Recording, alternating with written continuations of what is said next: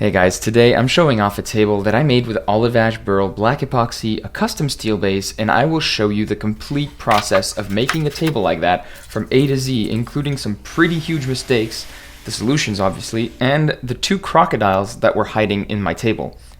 Now when you're working on a project like this, you have to choose the right piece of wood. And luckily, I was given free reign over every choice of this project by my clients, who simply wanted a beautiful epoxy table. Also, the only shop that sells wood slabs like these in France is hundreds of kilometers away, so I had to choose from a selection of pictures. Olive ash won the draw, but I had plenty of choices, including elm burl as well as regular olive tree. Once I received the burl, I had to analyze it from up close. Unfortunately, it's hard to figure out which pieces are interesting when you have plenty of stains from the weather. Now, I found some beautiful knots, as well as some spike-shaped grain, and some places where the grain was curly, which always looks nice, so I decided to go with those parts. I then started working on a mold for the table because I would need to cut the wood to fit inside the mold. So I cut it to size and then cut 10 centimeter strips to make the sides of the mold, as well as the reinforcements or ribs on the underside of the mold to avoid bending with the retraction of the epoxy. After drilling all the holes on the bottom of the mold, I also pre-drilled some holes in those ribs to avoid them splitting when putting screws inside them because they're made out of OSB. I had an intern at that time who was discovering the joys of woodworking, so you'll probably see him a few times in this video, such as right now when he's screwing the ribs into place.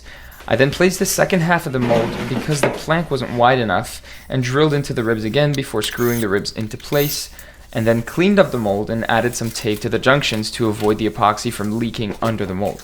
The next step was to cut the side planks to size for the rest of the mold and screw them together to make a rectangle and then drill holes where it would be later screwed. Now we went outside, dropped the olive ash burl onto two pallets and used the outline to trace the two parts that I wanted to keep for the final table. It was crucial to get as many figures in the wood as possible, since this is a table with black epoxy, which means the dark is going to make those figures pop out even more. I rescrewed the rectangular outline, this time using silicone between the different parts, and applied a layer of silicone caulk over the rectangle before applying the bottom plank onto it, screwing it in to squeeze the silicone into a joint, and then spreading the squeeze out to make a full watertight joint. After flipping it over, we did the same thing on the inside to make sure the silicone joints would be perfect and to make sure we would avoid having leaks. I then cleaned up the bark from the cutouts using a chisel for the biggest parts and finishing it off with an angle grinder and 40 grit sandpaper. The higher the grit, the better the bond with the epoxy, so that's important. The harder to access parts were also done with a Dremel to avoid damaging the figures in the wood. I then put an oil-based demolding agent inside of the mold to make sure the table wouldn't be stuck to it at the end of the curing time. Then I mixed up some deep pour epoxy just to be sure to use the same epoxy for the coating of the wood and then for the black pour. The coating of the wood before placing it in the mold is extremely important because if you don't coat the wood with transparent epoxy before pouring the black epoxy, the black pigment will seep into the wood because of its porosity, and you will get black streaks of color close to the edge of the epoxy wood interface, making it look horrible. Now is the 3D printing step. You might be thinking, like, why do I need a 3D printer? And the fact is I don't, but I didn't have a proper mixer for the epoxy, so I designed a very simple one on SolidWorks, and it took about 40 minutes from the beginning of the design to the end of the print. Luckily, I got it right on the first try, and it fit perfectly with the wooden rod I had. So I measured the average width and height of the river at multiple points and calculated the amount of epoxy needed for the pour, which amounted to about 18 liters. And I had planned for 24 before getting the wood, so that was perfect. I poured all of that in a 20-liter bucket and added about 2% of black powder in weight. I connected my mixer to the drill and started mixing the whole thing, alternating between large strokes and spinning the mixer. Finally, it was time to pour. Now it's the first time I poured something this big and it worked out great. Once the bucket was empty, the black epoxy river was level with the wood, which is exactly what I was looking for. I also poured a little bit on one of the corners, which I deliberately left for epoxy for purely aesthetic reasons.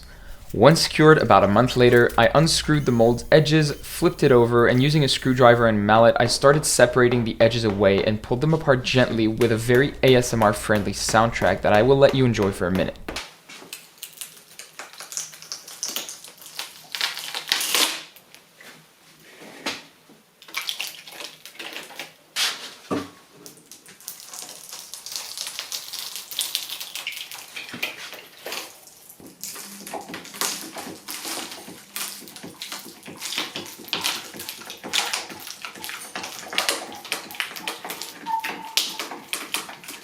Once the frame was completely removed, I had to do the same with the bottom without the help of my second, more furry intern that you can see in the back. I used a mallet and some wedges, and that did the trick, but I forgot to do the other half, so I did that and then brought the tabletop to the CNC router. I was using a low quality Chinese bit at first, and as you can see there are burn marks, and that was my first big mistake in this project. Also, suction on the vacuum wasn't that great and I ended up making a hot mess. But with my new carbide bit, the cut was much cleaner and didn't burn the wood at all. Once flattened out, I had to make a few fixes because there had been bubbles that formed in the epoxy, and when that happens you need to protect the wood using transparent epoxy and then fill the cracks with black epoxy, again just like before, so that also takes a bit of time.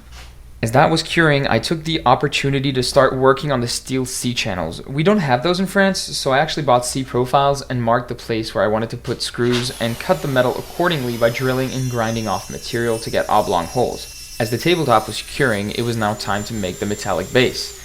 Now I am not equipped for metalworking, but luckily I have artisans nearby that I could commission to work on it, and they were kind enough to allow me to film them all morning so that I could show you guys how it's made. So they started out by cutting some square profiles, some of them with 45-degree angles, to be able to weld them with a miter joint, therefore avoiding the presence of square holes. They ground off the edges to clean them up a bit before welding using an angle grinder. At first they welded the frame together using only a few spots. This is necessary to make sure the heat from the welding doesn't cause too much load, which would deform the parts if they aren't already well fixed together. Once a few dots are made along the whole frame, only then does it become possible to make complete welds and not just dots. This needs to be done on the whole frame, making sure every time that everything is held together sturdily to avoid any unwanted deformation from the heat. Sometimes clamps are necessary to achieve that during welding, and sometimes you even need to use thick squares and clamps to be sure the parts are kept perpendicular. These were used, for example, when making the welds with the smaller parts that make the height of the table's metallic base. Some tiny squares were also made with oblong holes, and their oblong cutter was broken, so they had to wing it just like I did with the C-channels, using drills, grinding bits, a file, and a chisel. Not gonna lie, their results were amazing compared to mine. They proceeded to grind off more of the welds to finish the overall structure, and then spot welded the small square plates flush with the base of the table. It wasn't necessary to do a full joint due to the relatively low load on this part of the table, and the finishing touches were made with an orbital sander to get rid of all the marks before painting it black. Unfortunately, I didn't get to film the painting process, but it was made using a technique called powder coating, which gives the table a nice rough matte finish. Feel free to go and check out that process on YouTube, it's actually quite interesting. Now back to the wooden tabletop, I had to do some fixes along the edges of the epoxy river. You see, when pouring around wood, it's always possible to get a few bubbles because some air can still escape from the wood and be pulled towards the epoxy as it's curing and retracting. To fix that, I used the chisel and carved out the imperfections, and then I sanded the tabletop, which in retrospect should have been done before carving out the imperfections, but the holes I carved were big enough to remove the dust, so it turned out okay. I then poured some transparent epoxy, made a final fix that I hadn't noticed earlier, and then took care of the micro imperfections on the rest of the table. To do so, I placed some super glue and accelerant over it, which filled the holes quite quickly. I then sanded off the excess glue and repeated the process a few times. This is what happens when you don't turn on the vacuum, by the way. Then I did some pre-finishing by letting my pet dual mode sander do its thing while I relaxed with a pina colada in the sun. You thought the build was going pretty well, right? Well, no, it was not. I measured the size of the table and realized my worst fear.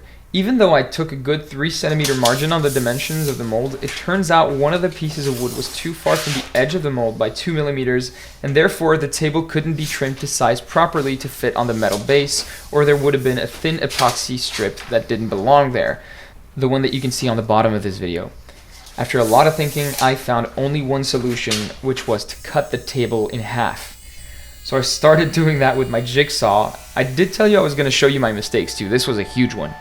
And after separating the two halves, I spread them apart by 1 centimeter, clamped them down onto a piece of plywood with tape all over it that you maybe already saw on my Instagram account, and then I made a mold out of it using silicone caulk again, just like the first time. I'm not showing you the whole pouring process because it's the same as before, but once it was cured, I had to trim the excess off. So I created a 3D printed base for my router and started removing the excess off with a planing bit, and then sanded down everything. Finally, I placed the metal base on top of the table and used a hammer and a steel pin to mark the position for the screws on all four corners of the table. I removed the base and drilled some holes into the tabletop to add inserts. Those inserts are there to ensure that we can use metal screws for the table because they are easier to use, they don't damage the wood, and they are more finely adjustable in tension. I then trimmed off a good part of the outside of the tabletop and left 2 millimeters on each side to trim later on. I'll explain in a minute, but first I needed to make the holes on the underside for the C-channels. I made a guide out of a few beech planks that I had laying around and placed them around the ideal position of the C-channels. I clamped those down and started carving the channels in the wood using my handheld router. I also did some slightly deeper passes on the outside since these aren't just square profiles but C profiles. The test fit was pretty conclusive, so I used the C channels I made to mark the holes in the wood for the screws using the same method as previously shown. And when you're doing that, don't hesitate to go back and forth with the inserts to cut through the wood, and above all, don't hesitate to slightly oil your inserts. They will cut much better into the wood, and that will reduce the possibility of anything breaking. I test fit the screws and it seemed great, so I considered that part of the build complete. Now let's go back to the router, this time with another 3D printed router base that I built. That is made for suction of the shavings when routing the edge of the table. I protected the side of the table using painter's tape and then went for the trim by pressing the bearing along the painter's tape and therefore following the base of the table. Apologies for the filming angle and focus, by the way, I should know better. After that very stressful step where a mistake was not allowed, I sanded the bottom of the table, and you can see on the bottom that there seems to be a variation in color between the two epoxy pours, despite the fact that I use the same exact proportion of black pigments. Well, that's because when pouring, the pigments are sometimes heavier than the epoxy, and they move to the bottom. In that case, it resulted in a two-colored river, which was not what I was looking for, but don't worry, there's a fix later on for that too. I cleaned up the bottom of the table and then applied the first layer of hard wax oil using a brush. That was only because I needed to reach the bottom of the C-channels, but it really isn't necessary to go with a brush for the table since you're going to wipe it all away anyways. Ideally, you could use micro mesh pads or stuff like that. I simply use a specific brand of paper towels that I like because they don't leave fibers on the table, and that is very important. After it was cured, I assembled the C-channels inside the holes. During the cure, I also placed pads on the underside of the table for later. Now I put the tabletop in the sunlight to see, and my fears were confirmed. The top two had a different shade of black in the river.